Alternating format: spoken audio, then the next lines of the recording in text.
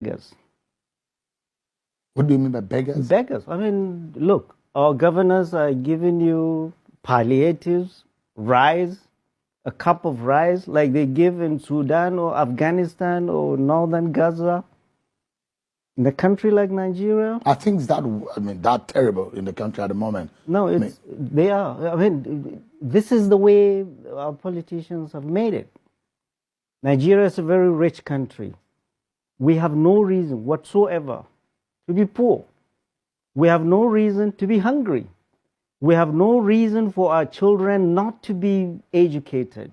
We have no reason for our schools and hospitals to be the way they were. Leaders of our time invested in us. And from the village secondary schools and primary schools we went into the world and competed favorably in some of the best centers in the world. And now our leaders, with all this money, they are not able to do that. We are at a stage where, look, I just came back from Katsina. Each time I come back from home, I want to weep. Our people are hungry. No food to eat. Men have abandoned their families and left a mother with kids. Prof, do you imagine, can you summarize for us and tell us briefly how we got here? Because we didn't get here yesterday or a year ago or 9 months ago. We got here somehow, and what the Nigeria you are describing looks to me a Nigeria in a bleak environment in terms of basic amenities for its own citizen.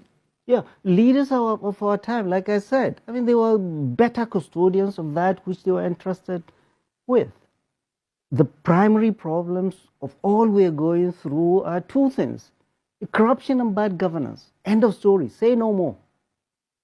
Say no more. Corruption and bad governance. And we've seen that. We are literally sitting down watching for the past 25 years how this country has been decaying.